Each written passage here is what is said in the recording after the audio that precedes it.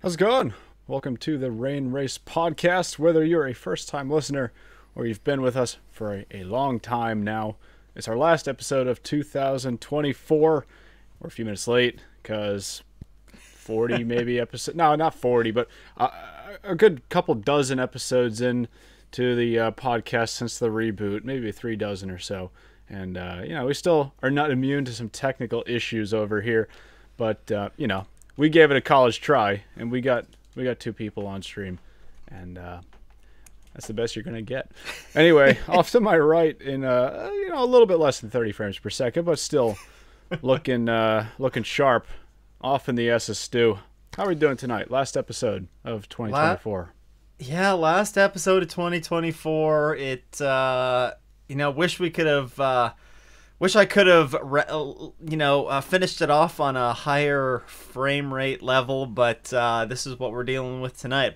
Pulled out all the college tries that we could, and presenting in 4 FPS. If you're just listening to this after the fact, you're in luck, because you don't have to watch any of the weird faces that I'm sure to freeze on tonight.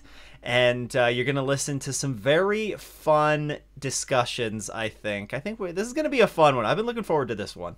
Yeah, I'm a fan of these off-the-cuff episodes where we sort of just get to have an open forum. I mean, that's the whole reason I wanted to bring this podcast back in the first place, is all the videos I was doing when I was doing videos were heavily sort of read off a script. We got to talk about this, and this. Podcasts is give it as much time as I feel I need to ramble and rant about whatever it is that I want to discuss that week. This episode should be a fun one. We got sort of some fun little awards at the end of the episode that we'll be going over, 5 different categories. And of course, because this is a live podcast on YouTube, if you want to give us some of your thoughts on those as we get to that part of the episode, please put them in the chat and we'll get to go over as many of those as we can. Before that, though, we have one piece of news to discuss on this episode. It is the last show of 24, which I've said 3 times already today. But nonetheless, we're still looking ahead to 2025, and we finally officially got the Rolex 24 entry list for next year. Go figure. The morning after our previous episode, as would be expected. 61 cars in the Rolex 24 next year, which I believe, if I'm not mistaken, is the number of cars that started the race this year. I think it was 62 initially, and then 61 actually took the grid, if I'm not wrong. Don't remember. This was a long time ago. 12 GTP cars, 12 LMP2 cars, 15 GTD Pro cars, and 22 GTD cars on the grid for next year.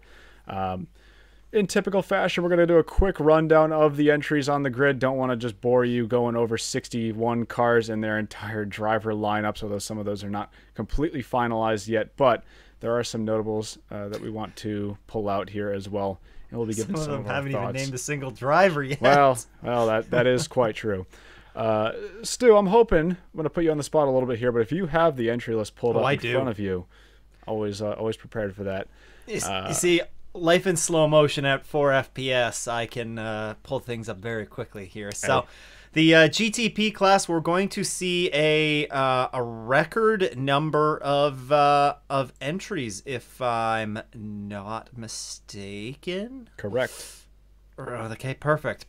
That was off the cuff. We're going to start off with the number 5 Proton Competition Porsche, the number 6 Porsche Penske Motorsports Porsche 963 to go along with the number 7, the number 10 Cadillac Wayne Taylor Racing. I almost said Acura after saying Cadillac Wayne Taylor Racing. I was going to call you out on that. I was ready. You were ready, but no need to yet. The number 24 and 25 BMW M Team RLL entries. The number 31 Cadillac Wheelin. That is all that it is called. The Cadillac Wheelin. You know what I'm talking about. The number Action 40. Express. Yeah, Action Express Racing. Exactly. It's not in the name though, so we'll see. Peel back the aluminum foil, or aluminium for the for aluminium foil. Audience. Yes. And what was the other one? The boot, was that? The boot is the trunk in the United States and Canada, I think, right? Oh no, yeah. You say trunk there? Trunk, yes, yes, yes. Okay. All right, we're off the rails already. Off the rails already. Let's get this train back on the tracks. Did I mention the 40 Cadillac Wayne Taylor Racing entry? We also have the 60 Acura Meyer Shank Racing entry returning to the grid. The number 63 Lamborghini Iron Lynx, the number 85 JDC Miller Motorsports Porsche, and the number 93 Acura Meyer Shank Racing, the second entry for them. So overall, when it's all said and done, a nice healthy 12-car GTP grid. I know you had a knee-jerk reaction when this was first announced. Was it Wednesday? What's the day after our podcast? Thursday? Well, it was Wednesday last week. So was it? Okay. Oh, right. yes, we did Tuesday show. So that is true. Nice midweek news dump. But at least one or two surprises here on the entry list. Yeah, I think the first one, we were talking last episode about this rumor going around, at least certain publications, that Proton Competition might be scaling back their entry even further for 2025 and not showing up on the IMSA grid at all after previously only being confirmed for the Michelin Endurance Cup races. Now, of course, you mentioned the number 5 Proton 963 is on the GTP entry list. I suppose that can change before the race. I don't know if they've gotten a verbal commitment from Proton to be included on that list or if that's something that's still up in the air. Also, could potentially just run the Rolex 24 without doing the other Michelin Endurance Cup races. Not too sure exactly what their plan is right now, but it was a little surprising, or at least noteworthy for me, to see them on the entry list. Yeah, that was one of the things, of course, is the first entry that's listed on the entry list, so it sticks out right away. But yeah, a little bit interesting to hear, and I think you nailed it. You know, we often see entries that are on the list for the Rolex and then fall off very quickly afterwards. So hopefully that's not the case, because I think, you know, we don't want to see it drop down to just one privateer efforts in the GTP class. Ultimately, we do want to see a privateer presence in that class. So hopefully Proton has gotten over whatever, you know, hurdles that they were struggling with, or yeah, hopefully we'll see them on the grid full time next year, because that would be a real shame if we were to lose them. At least, and then they will be races. racing in the GTD class regardless. Yeah. But yeah, hopefully. Well, that's not a full season car, that GTD Porsche, correct? That's just I guess we'll talk about it when we get there. Okay. And maybe that gives us time to dig in the background. Yeah. On the spot. Other notable for me in GTP was the Lamborghini. Not really that it's there, but specifically that it's still listed with Iron Lynx. Now, I don't know if there's technicality behind this. It sounds like, you know, when I first mentioned this, there were some replies that I got from people who are more familiar with IMSA entries and how they work than I am, saying, well, if you file an entry in IMSA, there's a chance that you can't even change the team name without registering as a new entry, with that coming a whole new entry fee again. So I don't know what the technicality is there. I don't know if Lamborghini is still just waiting to confirm a new partner, which they haven't done yet for the U.S. Side of the program for 25 yet. Again, sort of in the same vein as Proton, I wouldn't be entirely shocked if that changes before the Rolex, but it did stand out to me that Iron Lynx is still associated with Lamborghini and that SC63 in the GTP class for next year. Yeah, and I think one of the entries that has changed their name in recent seasons has been the Korthoff Preston Motorsports. Korthoff, it's gone through like 3 different name changes, and now it's oh gosh, what is it? Something Motor Club, is it not? Yeah, Korthoff Competition Motors. Okay, is what it is now. So a couple of years ago they changed their name, but I think it was after the Rolex. So I wonder, IMSA might be a little bit more lenient with naming or name changes prior to the first race of the season. But that could be an interesting one because we very well could be staring at the point standings all year long, seeing Lamborghini Iron Lynx listed on there. But, you know, well, it's especially interesting when the GT car, the Huracan, was listed as, I want to make sure I'm not wrong here and that it wasn't changed on the Rolex entry list, but on the official entry, the original entry list, it was listed as Automobili Lamborghini. I'm scurrying the entry list right now to see if that got changed. No, it's it is listed as FAF Motorsports. But FAF was already on the entry list. So did we not? There was the 163, I believe it was. So they must have dropped. They must have withdrew the entry then. Interesting. I didn't even pick up on that when I first looked. Yeah, that is it. Yeah, on the spot, look at me finding things out. Interesting. Shows how prepared I am for this. Anyway, any thoughts from you continuing on GTP before we move on to LMP2? Nothing too surprising about GTP, although, you know, it was kind of teased at Petit Le Mans that there was the extra entry that hadn't been announced was supposed to be a very exciting one. I will talk about what that exciting entry ended up being, but it was not in the GTP class. Worth noting. Okay, interesting. So shall we carry on to LMP2? Yeah. All right, LMP2, here we go. We have the number 2 United Autosports entry, one of 2 for them. The 04 CrowdStrike Racing by APR is back on the grid after withdrawing from about the second half of the 2024 season. We have the number 8 Tower Motorsports, the number 11 TDS Racing, the number 18 Era Motorsports, number 22 United Autosports entry, number 43 Inter-Europol Competition, and the number 52 PR1 Matheson Motorsports entries.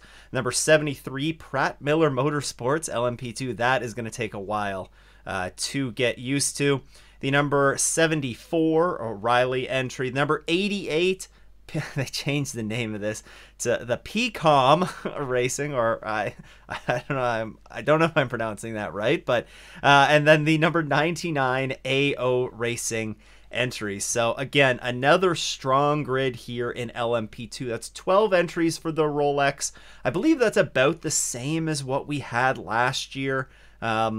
Maybe it's one more, but I'd have to look at the entry lists. It's pretty darn close to what we had last year, and honestly, up and down, there are some very strong lineups that we have here in LMP2. Some extremely impressive ones. Not even just for the Rolex, but full season driver pairings. There are some very strong ones, notable ones here. Yeah, that's exactly what I was thinking. I mean, you can look at the new entries that we have here. I think the 73 Pratt & Miller Motorsports P2 car is really the standout one. But you mentioned some of these lineups, and I was looking at the same thing. We have a lot of the lineups that we already had last year are returning that were already extremely strong. Era Motorsports, there's a couple driver changes there, but we still have the return of United Autosports. We also have the return for the first time since Mosport of the CrowdStrike APR number 04 car back to the grid with George Kurtz, Malth Jacobson, Toby Sowery, and Colton Herta, which was a recent confirmation for that car. Yeah, a lot of things up and down in the LMP2 class. You mentioned the 88 Picom Racing entry, sort of a name change there. Still an AF Corsa Run entry from that car. But that is a little interesting to me because that is a name from, I think, last ran in 2013 in the WEC, associated with Luis Perez Companc in that car as the bronze driver. So a little funny for me to see that name come back after, I don't think we've seen it in sports car racing in probably over a decade now. Yeah, it's one that I definitely had to do a little bit of a history lookup, and I think I saw it was noted in either a Daily Sports Car article or a Sports Car 365 article about the name change, and they did a very slight blurb about the sort of where that name came from. So thought all that was pretty interesting, but I mean, yeah, you mentioned Colton Herta. Colton Herta, not the only big name that's, joining the LMP2 class here. We have Felipe Massa joining the 74 Riley entry for another year. Yep. Callum Ilott is going to be joining the Pratt Miller Motorsports entry for this race as well. So, man, oh man, just up and down the lineup. Sebastian Bourdais, like, he's a full season driver, but still, there's so many good drivers that are in this LMP2 class. I feel like the past couple of years, this LMP2 class in IMSA has taken a huge step forward in just the big name drivers that we see competing in it. It's it's going to be a very fun class to watch next year. Dane Cameron competing, full time in the AO racing. There's so many good names. Yeah, and one of my fears with the GTP class skating entries, I wouldn't really say fear, but sort of something that would be associated with that is the LMP2 class would probably struggle to find those top tier drivers. But we're seeing right here, there's plenty of drivers in there who are GTP veterans or just IMSA top class prototype veterans in general, going back to DPI days or prior. Yeah. You also have a bunch of drivers coming over from the World Endurance Championship hypercar class as well. Plenty of talent in that LMP2 class to represent it. Yeah, literally every single one of these car entries, with the exception of the number 2 United, who only has Ben Hanley named. Though Ben Hanley's pretty darn good driver as well. But pretty much every single one of these cars has like a big name associated with it. It's going to be a lot of fun to watch, not only this race, but the entire season. Yeah. How about GTD Pro? We got a couple new surprise entries on that one as well. We do, and we do have one of the fixtures of the IMSA grid, Paul Miller Racing, with their number 1 entry. They kick off the GTD Pro class. We have the number 3 and 4 Corvette Racing by Pratt Miller Motorsports Corvettes.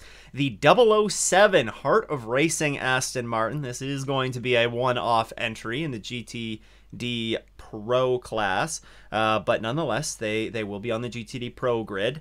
The number 9 Pfaff Motorsports Lamborghini, as we talked about. The number 14 Vassar Sullivan Lexus. The number 20 Proton Competition. What is this? This is a Porsche. Yep. The number 48 Paul Miller Racing BMW, one of the new entries for the full season as well.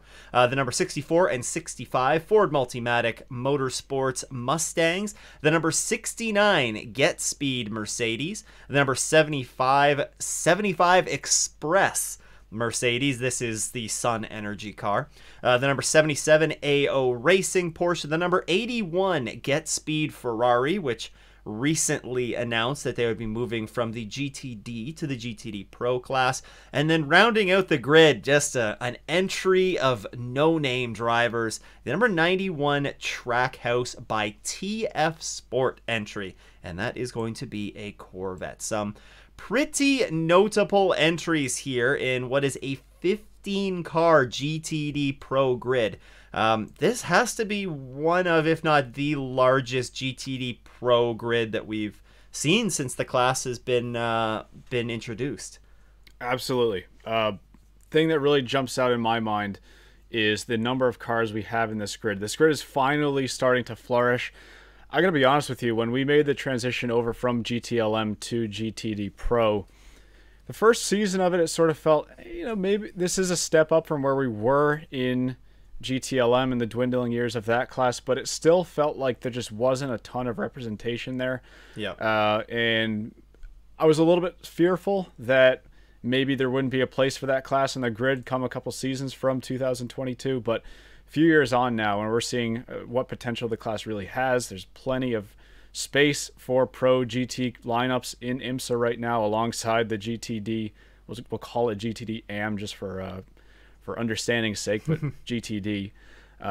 15 cars, though. It's going to be great to see some of these cars for the first time, like you mentioned, that Track Speed Corvette, Track House by TF Sport Corvette, with a stellar driver lineup. They've got Ben Keating in that car, Connor Zilic going over from the Aero Motorsports LMP2 car, trying to defend his Rolex 24 win, Scott McLaughlin and Shane Van Gisbergen, hopefully bringing over plenty of fans from the IndyCar and NASCAR sides as well.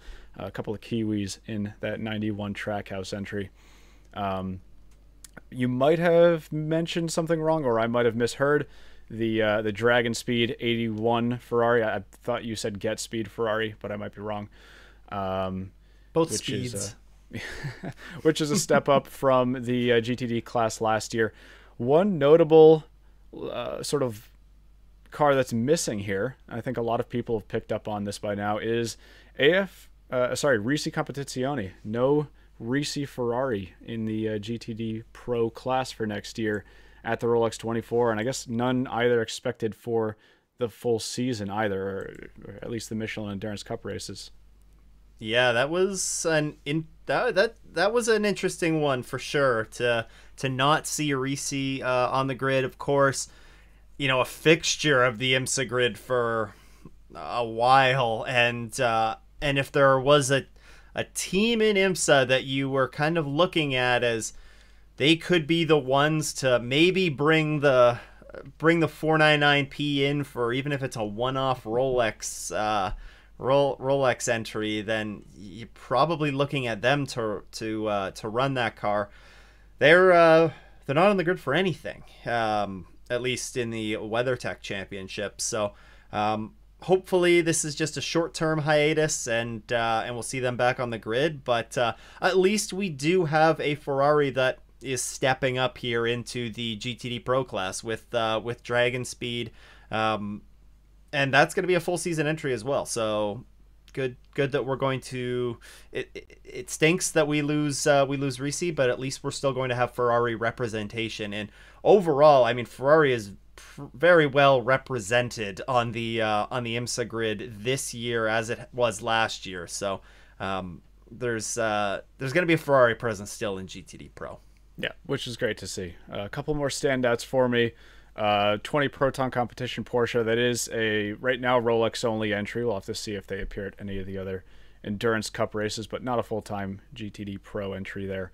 Pfaff Motorsports Lamborghini. Already gave some thoughts on that last week, as it was teased that they'd be going to a Lamborghini for next year. Now it's officially confirmed. And then the 007 Heart of Racing Aston Martin. Ross Gunn, Alex Riberas, Roman DeAngelis, and Marco Sorensen in that car, potentially giving a bit of a preview of some of the drivers you might be seeing in the Hypercar entry or GTP entry come Sebring next year. But nonetheless, nice to see that car on the grid at the Rolex 24 in GTD Pro. I'm kind of curious if it's going to have sort of the Valkyrie livery, which I guess hasn't been officially unveiled yet, or if it's going to have the traditional Heart of Racing GTD Pro livery or GT livery that we've become accustomed to in recent years, which may end up being the Valkyrie livery anyways, for all we know. True. Yeah, that's a good point. Here's another thing that just crossed my mind. You're talking about the Valkyrie and everything. I wonder if we could see it, you know, the livery unveiled at the Rolex.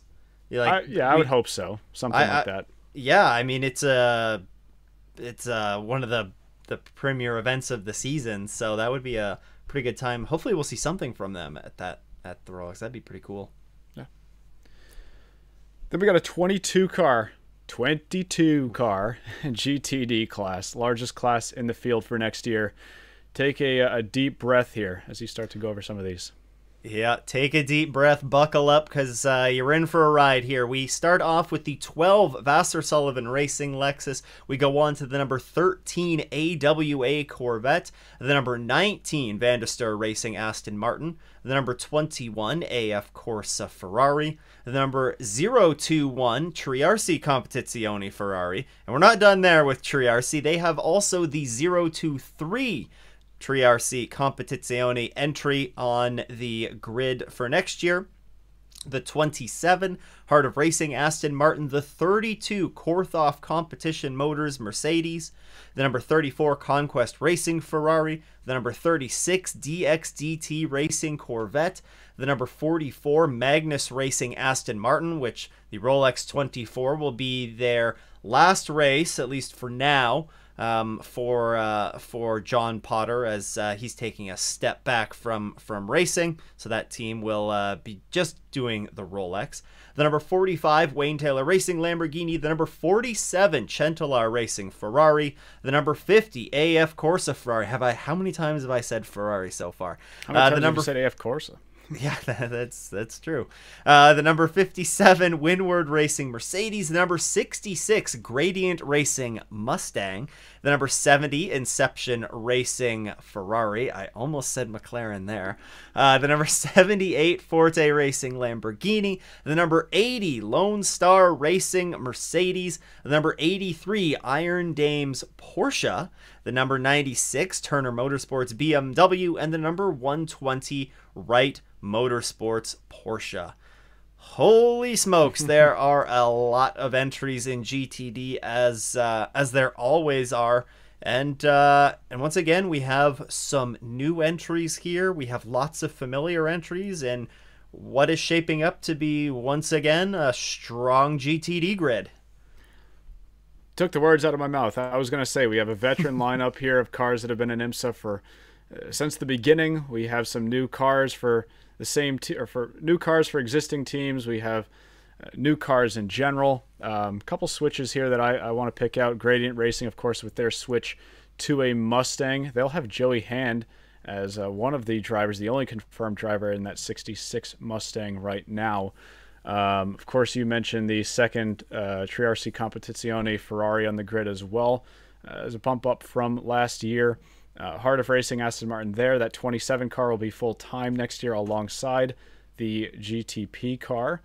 The number 12, actually, I picked this out with the other GTD Pro Lexus as well. They don't have any confirmed drivers yet across either of those entries, but you'd expect them to be extremely strong entries once they are confirmed, given recent years and what is expected to be their final season with the RCF GT3 before that new car debuts next year. And then Van der Steur Racing, an Aston Martin on the grid as well in that class, alongside the Heart of Racing entry that we have in GTD as well. Like you said, a ton of cars to pick from here. We have Pipo Derani was recently confirmed in the DXDT Corvette for...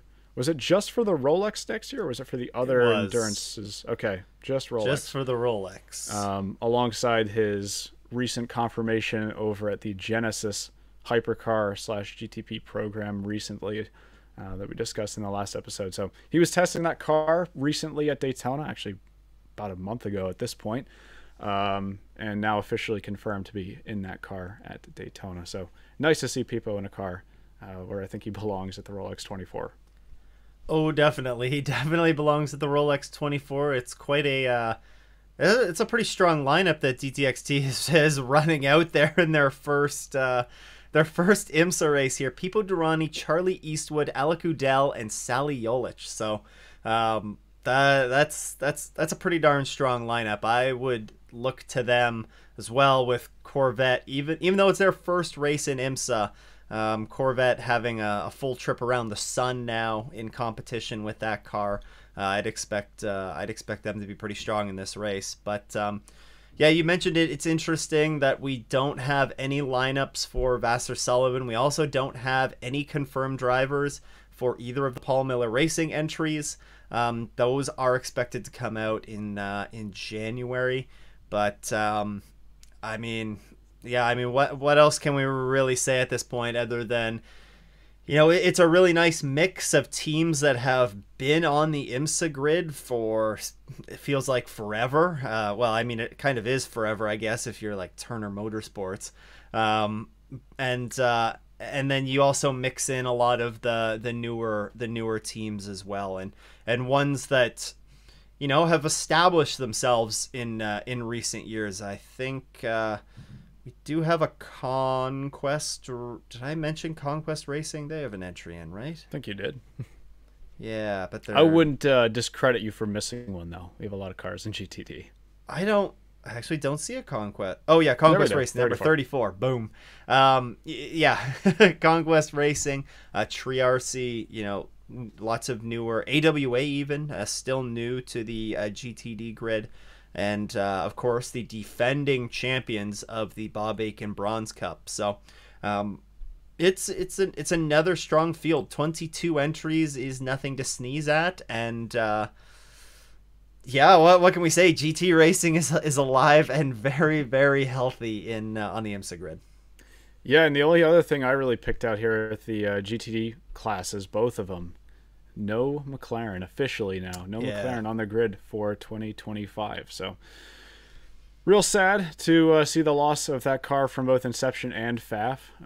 It's one less manufacturer we'll have on the WeatherTech grid for next year, but I think overall we're still looking at the amount of competition we have in both of those classes and can't be too upset.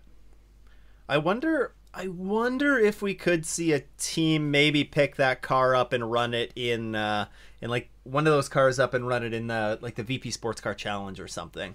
The Sports Car Challenge, it's a car that was eligible the year before or raced the year before in the WeatherTech Championship. So technically, like the Acura as well, which we don't see on the grid, of course, because with Gradient switching to the Mustang. I wonder if we could see a car like that pop up on the VP Challenge grid and still keep it in the garage or in the paddock at some races. But I guess time will tell. Time will tell. Do we love that phrase on this show? We'll wait and see. We'll wait and see. Yeah, I think that's really all I wanted to discuss there with the Rolex entry list. Of course, if anything does change before the race, which is just over a month's time from now, we will, of course, update you when we hear it. But 61 cars confirmed for right now. That is a more than healthy lineup for the race to kick off the 2025 IMSA WeatherTech Sports Car Championship. Yes. Before we kick off the end of this, I'm going to call it the end of the season awards here. You'd be hard pressed to call them awards. I want to give a quick shout out to a couple of the messages we've gotten in the chat. First of all, thank you to El Noob for 100 Argentine pesos, I believe that is. How do you manage to stay up to date with all info regarding all the endurance series like European Le Mans Series, Asian Le Mans Series, WEC, or IMSA, and remember all those little details? Well, to be honest with you, half the time I don't. It's a lot of writing things down in episode notes that Stu and I are reading off of. A lot of reading articles, and some of the things we just flat out miss, which you'll notice quite often if you listen to the show quite a bit. It is definitely difficult. It's not like we're following one series here. I mean, this podcast, when I started it, used to be following like F1, IndyCar, sports car racing, and like not just IMSA and WEC, like we would talk about Bathurst 12-hour if it was coming up. I mean, there was a lot to cover. And nowadays, with sports car racing just booming as it is, it's difficult enough to cover the two series that we're talking about here. So hopefully we're doing a pretty good job most of the time at remembering those small details, but I'll definitely say there are more than one or two times where we miss some of those. It's a lot of checking on any sports car racing news sites a lot. Yeah, especially 2 hours before the show. yeah. Oh, what news got dropped since I last checked? Especially because sometimes we have 2, 3, sometimes we've had 4 weeks between episodes. Yeah, and just remembering a month's worth of news in across 2 different series where the news is moving just as fast as it is here, it is definitely a little tricky. Felt a bit flat that we lost Asada and Lamborghini from the WEC grid along with Glickenhaus and Vanwall last season. Genesis and Aston Martin will generate some buzz, but good if a few others follow. Yeah, I mean, I've definitely spoken to that plenty of times before, particularly the boutique manufacturer side of things. I've always said they should have a place in the top class, even though we have these giant name manufacturers coming in. The reality is it is a little difficult to accommodate those cars on the grid, but as always, I would hope that we're sort of in a nice balanced cycle right now, as all things should be, where when we lose a manufacturer, another one swoops in. But no, it would be nice to get as many manufacturers on the grid, of course, if you're able to accommodate it. Thoughts on Ferrari's WEC outlook? 2 seasons done without the factory cars winning a race outside of Le Mans. What do they need to challenge Porsche and Toyota? Well, if the race you're going to win, if there's only one race you can win, I guess, it would be Le Mans. So I don't think they're too upset about the program status with a 100% Le Mans victory rate for that 499P. But you're right, they have had some disappointing results. The car has plenty of pace, I'll say that much. And I think really what they need to do is just string together race results. They just had some races that didn't go their way in 24. Imola, they had some strategy blunders there. Spa, ultimately you could argue, as they have argued, they should have won if the race was ended under different circumstances. But I definitely think they've had the potential to get additional race wins there, potentially a championship run going in 2024. And I really think we will see more of that in 25 as well. But to be honest with you, if I'm Ferrari, I'm not too upset with my two Le Mans trophies over in Maranello. Yeah, I think they're pretty pleased with that. Yeah. How realistic would it be for AO Racing to go to a full WEC season? Andrew actually replied and said AO technically did do a full WEC season in 23, but the 2 cars per manufacturer rule makes that kind of hard when Manthey has the Porsche. Thanks, Andrew. Said what I was going to say pretty much. You also could have seen them in an LMP2 car before that class got scrapped from the WEC. It's not really a place for them there either anymore. I would say perhaps you'll see them on the grid if one of the Manthey cars decides to pack it in. But right now, it's there's not really any place for them to run a Porsche in that championship. And, they had a championship run in IMSA last year. If it ain't broke, I guess don't really add extra variables to the puzzle. Okay. If you have any more questions, we'll try to get to some of those later on in the show. But now it is time for the exclusive, but far from coveted, end of the season Rain Race podcast awards that Stu and I will dish out. Is this the first awards? No, we did this last year. Did we? That's really telling, isn't it? That you forgot. That's how forgetful our award ceremony is. Huh. Yeah, we have 5 different categories that we're going to go over here. I will say them right now if you want to give a quick ponder and throw some of them in the chat as we go along. We're going to be discussing our favorite event from the year, our favorite story from the year, the drive of the year, not the driver of the year, whether that be a specific driver in one race or a specific team that really stood out. We have the surprise of the year, and finally we have the car of the year. I will kick things off here with the favorite event category.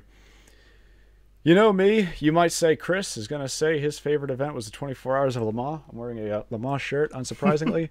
But no, I got 2 different ones I'm going to pick between here. At the risk of Stu potentially picking the same one, but I'm going to go with the 24 Hours of Daytona for 2024. I think Daytona was a really good showcase for what to expect in the 24 season. We had a great battle at the finish between the 31 Cadillac and the Porsche, really showing just how close the 31 was to a race win, but just really unlucky at the end there. Porsche, where can you start with them? They had a phenomenal year in 2024 across IMSA, the WEC, and motorsports in general. The LMP2 battles in that race, Connor Zilic as a driver, first time in an Oreca 07 in race conditions, having an extraordinary battle in the sunrise hours there. For the race lead, it was a phenomenal race all around. And one of the cleaner IMSA endurance races that I remember. I mean, I was sitting there all 24 hours at the track. I know you were there as well, Stu. Just a very fun start to finish endurance race to watch there. Didn't walk out of it with any real controversy this year, which was great as well. Well, and I think that we did have Ferrari and BMW stripped of their manufacturer points, but oh yeah, we did do that. Okay, I forgot about that. That's been a while ago now. So I'll admit that I forgot about that. Yeah. But I think all things considered, a very strong race. And I'm going to give an honorable mention here to the other end of the IMSA season, Motul Petit Le Mans. I think that was another really strong race that you might have picked as well. Aaron pointing out the race ended 2 minutes early. Oh, it did. How did I forget about that? How did I forget the... No. You see, this is us as, you know, this is what fans remember. We're not going to... Well, maybe we will look back at this in 10 years and say, oh, yeah, that's the Rolex 24 that ended 2 minutes early. That ended 2 minutes That's probably what we remember it for. But, yeah, I did forget about that, too. I am going with the one that I thought you would, I mean, clearly it was the one that you were debating between, and that was Petit Le Mans. I mean, what a race overall from start to finish. It was just, I think, everything that I would have asked for in an endurance race. It had... You know, it had a little bit of chaos, which a little bit of chaos can be fun to shake things up. It had that really extended period of green flag running, sort of in the middle of it towards the end. That we really got to see some strategy play out, and that was a ton of fun to watch. And then, of course, I mean, how could we forget the storylines? You know, at the end of the race. You know, Renger driving the 0-1 Cadillac the final couple of minutes, the lights going out, coming back on. Is he going to get a black flag? We had the GTD Pro Championship fight that was ongoing. You know, Rexy with the early issues they had in the race. Could the Heart of Racing, you know, snatch the championship away when it really looked like their chances were very, very slim at the beginning of the race weekend? So, I mean, you can't go wrong, I think, with choosing a lot of the races this year, but Petit Le Mans for me, and, you know, attending the Rolex as well, a close second for me, but yeah, Petit was incredible. Petit, I can say more confidently, was a fairly clean race. Coming off the 6 hours of Indy battle at the bricks, or on the bricks. It was a race there. We, going into it, said, oh, I hope this isn't marred with full course yellows and just aggressive driving, as we honestly became pretty used to at the end of Petit Le Mans with those last hour restarts. No, they kept it pretty clean this year. We had a great championship battle in GTD Pro to boot. Really fun one. Yeah. We do have a chat response, or a in the chat. We can call them chat. Yep. From the Harlem Twin, and they're going with Sebring minus the crash that Durrani had. The fight between Cadillac and Acura was awesome towards the end. Yeah, Sebring is another solid event. Long Beach as well, I thought, from, again, what I remember, it's been a little while, but Long Beach was a good battle between the two Cadillacs that played out under the pit stop in that race. But and then we have Aaron throwing out Mid-Ohio for the Michelin Pilot Challenge. The 4-hour round at Mid-Ohio, which, of course, he was part of the winning TCR entry, but I will say that was a good race to watch as well. There was lots of action, both in TCR and in the GS classes. I believe both classes, I know the TCR class came down to a fuel mileage thriller. If I'm not mistaken, the GS class did as well. So lots of fun to be had in a lot of the races this year. I feel like this is very IMSA dominated right now. There were good WEC races as well. Of course. I was going to say elephant in the room, why did I not pick Le Mans? Yeah. I picked it last year as a pretty clear favorite. I think this year you know, of course, we had a phenomenal end of the race with the restart that we had after the long rain safety car period. And of course, there's nothing you can really do about that safety car with the rain. But I think for me, that sort of took away some of the excitement of the race. Still a phenomenal race in general, but Yeah. I'm not going to give it the top class this year. Also, 6 hours of Spa, I'll put it as another one as well. A little bit dramatic. There were some moments that were controversial, of course. But I think start to finish as a race, as a preview to Le Mans, I think that was a really fun race to watch this year, and probably one of the stronger, if not the strongest, start to finish WEC race of the year, if you ask me. Bahrain was the season finale, right, in WEC? Correct. Yep. Okay, that I remember enjoying that race as well. Yeah. Yeah, there were a lot of fun races this year. Yeah, yeah.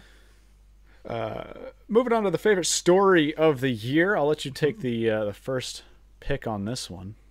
Yeah, for me, favorite story of the year, I think, is you could argue is probably favorite story of last year as well. But Rexy and the success that that they had, you know, this season, pretty darn impressive. You know, a brand new team to, you know, the sports car racing scene in 2023, and you know they came in and they got the 2023 season, you know, done with. They learned a lot from that. Moved into 2024 with an entry in the GTD Pro class, moving up from the GTD class as well as in LMP2. And they had a ton of success, of course, mostly in the GTD Pro class, but I don't think they picked up a win in LMP2, or I can't recall them picking up a win in LMP2, but I know they picked up a ton of poles in that class. So Rexy, just AO racing in general, I think has to be my favorite story of 2024. Yeah, good pick there. I am going to show some appreciation towards the 24 Hours of Le Mans here. There we go. And say the number 50 Ferrari winning Le Mans this year was my favorite story overall. That car in particular, I would say, has been the stronger of the two Ferraris since the start of that program in 23. Antonio Fuoco putting that car on pole at its debut at Sebring last year. They just had a long string of unfortunate luck. Had sort of the race taken away from them at Imola due to strategy, had the race taken away from them due to regulation at Spa, and to finally get the elephant off their shoulders at Le Mans, of all places. You could see what that meant to the drivers on that team.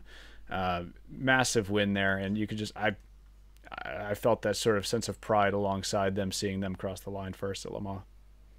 Yeah, that's a good one as well. Move on to the next category, where I'll give my first shout here and continue on with Le Mans. We're going to talk about the drive of the year. Again, this is not necessarily the driver of the year or the team that did the best all year, but just a specific race in general. If you've listened to me talk at all in the last 6 months, this probably isn't a surprise. I've mentioned it at least half a dozen times by now. It's Alex Palou's drive at the 24 Hours of Le Mans. Only his second race in that Cadillac V-Series R GTP hypercar. Set the second fastest lap of the race. They're only behind Kumo Kobayashi and the number 7 Toyota, less than 0.2 of a second behind. I was going to try to look at the average lap times from that race to see where he stacked up there, but that's not really a fair comparison because of the long safety car periods that we had there.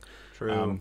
But he did have the longest time driven in that number 2 Cadillac, and he also finished the race for the team in those damp / wet weather conditions that we had at the end this year, which really showed the amount of faith that Cadillac Ganassi team had in him for his debut at Le Mans, and again, only second race in that V-Series R. Man, I wish I could have given it to a driver who's a full-time representation over at Sports Car Racing, but to me, that was the standout this year. Seeing a driver who just doesn't have that level of experience putting in a drive that significant at a race that significant, couldn't give it to anybody else but Palou. Yeah, you mentioning that, it's definitely brings me back to the chats that we had after that race, and just how impressive that was. That was a huge standout drive, for sure. For me, I am actually not. It's not a driver. It's not really a drive, but it is a team. And it was a moment in one of the biggest races of the year. It was the Penske pit stop, the final pit stop in the Rolex 24 that ultimately got them they came in. I believe they came in second place. They for the final pit stop of the race. It was under full course yellow. I'm pretty sure I remember that right.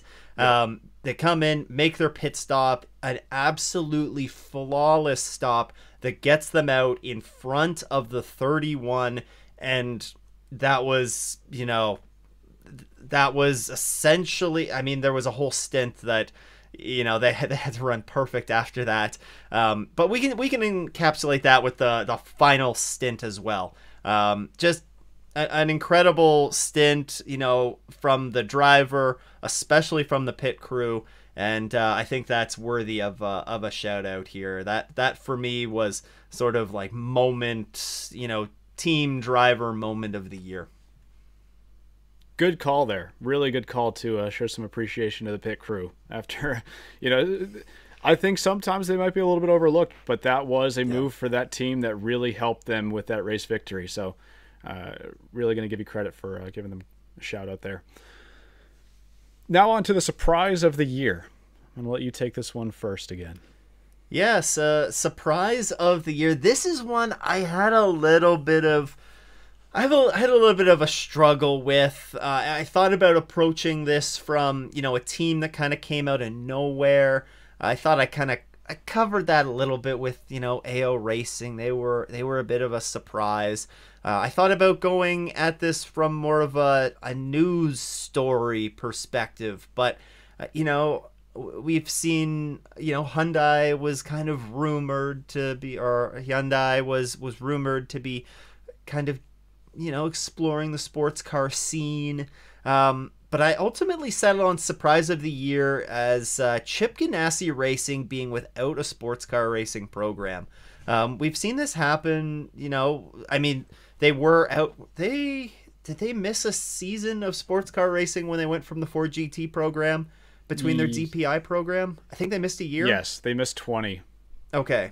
So we've seen this before from Chip Ganassi Racing, where there's there's a season where they don't have a program. But I think if we were to look at this from the start of this season, and if you were to tell us right now that Chip Ganassi Racing would not have an entry on the IMSA or WEC grid at all, I think we would probably be surprised. So for me, that's surprise of the year. Unfortunately, it's not a pleasant surprise, but a surprise nonetheless. I'm going to sort of take the same path here as you and give the award to a team that might not want to claim it. But for me, the real surprise of the year was the 31 Whelen Engineering Cadillac picking up not a single race victory this year after having that championship winning run in 2023. Race after race this year, when we were doing the recaps, we said, what could have been for Whelen Engineering Racing. Should have had the win here, should have had the win there, had the pace here, didn't have the pace there. Ultimately, all things considered, did not get a single win in the 2023 IMSA WeatherTech Sports Car Championship. So hoping for a big rebound for them in 2025 and sort of a return to form for that team that just probably wants to forget this year. Yeah, they were definitely a surprise for sure, especially after the opening 3 or 4 races of the season. But after it was kind of announced that Pipo wasn't returning to the team, it seemed like the performance kind of took a turn. Whether there's any impact there or if it's just coincidence, we don't really know. But unfortunate for them. Such a strong team, and I'm sure they're going to bounce back in 2025. Strong driver lineup once again in that car. Jack Aiken certainly has proved himself to be worthy of a starting ride there. So it was a good run. A surprise in the chat from Greg Carpenter said, surprise of the season for me was being in the stands to watch BMW finish 1-2 in GTP at Indy. Good call there. I'll say that. That is. I think that was a surprise victory for a lot of people, seeing BMW emerge on top there. We talked about that in the post-race episode. It really showed the performance that car has in some of those shorter endurance races, and maybe an indication of what we can expect from them starting in 2025. Indeed. Before I move on to the last category, and I know you're on a time crunch, spinning off of the Indy, an honorable mention for drive of the year. I thought Grosjean's drive at Indy in the SC63 was also very impressive and worthy of a mention there. Yeah, we'll take that on our roll mention. Off to our final category. You mentioned I'm on a bit of a time crunch here. Thanks, Drayton, for reminding me I have 15 minutes before I have to be in a sim race, so we're going to keep things rolling here. Car of the year. This one of everything on this list was the easiest one for me to pick, and there's a damn good chance you picked the same one as me, but I'm going to take this one first. I apologize in advance. The Porsche 963. Easiest award I've given all night. IMSA and WEC championships. They got the Rolex 24 victory, pole at the 24 Hours of Le Mans. They got a privateer victory at the 6 Hours of Spa with Jota. What more can I say? It is the car for 2024 in sports car racing. Yep. Aaron says McLaren GT3 car of the year. Oh, the scars. Yeah, Porsche's the easiest runaway with this one. I think specifically, the 963. I took this in a little bit of a different direction because I had a feeling that this was going to happen. So I actually gave out sort of 3 sub categories of this. I gave out a prototype car of the year, a GT3 car of the year, and then an overall manufacturer of the year. So manufacturer of the year, I actually didn't go with Porsche, although there's a very, very strong argument that you could, of course, make there. I ended up going with Ferrari. We can't forget the very strong season that Ferrari had, both on the hypercar side. Of course, they won Le Mans, but they also had a very strong GT3 just overall season. Of course, they picked up the Le Mans win. They picked up a Rolex 24 win in GTD Pro, arguably the best pro GT3 class in the world right now. They came in second at the Spa 24. They picked up 2 wins in the WEC, and they picked up 3 other class wins between GTD and GTD Pro in IMSA, or I guess 3 including the Rolex. So I wanted to give Ferrari a shout here for manufacturer of the year. They had a very strong season. Porsche and the 963 is my prototype car of the year without a doubt. But I also do want to give a shout out to Windward Racing specifically, and I know that's a Mercedes. So Windward/Mercedes in GT3. They had an incredible GTD campaign in IMSA, but they also had a very strong GT World Challenge Europe campaign. They picked up a win there, and they also, at least a win there, and they also picked up a win in the Asian Le Mans Series. So Windward also worthy of a shout out here. Yeah. Glad you went the extra step there and didn't just take the easy route out. Okay, I want to keep things moving a little bit quickly here, but I do want to get to one question that was just thrown in the chat. Thank you again for another 100 Argentine pesos, El Noob. Most underrated driver and potential 2025 IMSA runner. So the second part of the question is a little bit tricky because I assume you're asking if who might be racing in 2025 at IMSA that hasn't been confirmed yet. But underrated... I can tell you one that people are probably overlooking that I think could be quite strong. Sure. And their driver classification is incorrect on the entry list because they are not a gold driver. But it's Tobias Lütke, I think is how you pronounce it. He is racing with the number 18 Aero Motorsports in the 18 Aero Motorsports LMP2. He's going to be their full season bronze driver. He's the CEO of Shopify, I believe is his position there. He's raced for a little bit in some LMP3 machinery up here. Apparently he tested with the team and was incredibly quick. They were very impressed with him. So I would keep a very close eye on him, probably sliding a little bit under the radar. Interesting. Yeah. Thanks for giving a shout on that. I will say underrated driver. I honestly didn't have a ton of time to think about it with it being a live question, but one driver that did get confirmed, and I think is a well-deserving driver that some people might not be entirely familiar with, although some, of course, would be, is Nico Verone in the number 4 Corvette, getting confirmed as the longer endurance race driver in the Corvette Racing Pratt Miller Motorsports entry. Yep. Phenomenally fast driver, was extremely strong with Corvette Racing in the World Endurance Championship when they ran in GTE Pro there. Sorry, not GTE Pro, GTE AM there.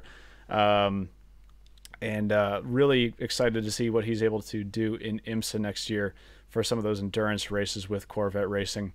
And actually, you know what? You're welcome for that, because I'm guessing that you're an Argentinian, and I didn't even make that connection. But we'll take it. When you were reading this question, Nico also immediately came to my mind, so I'm glad you mentioned him. Great minds think alike. Kind of a quiet season last year. He was, supposed to be on the IMSA grid for more races, but unfortunately, that didn't pan out. Yeah.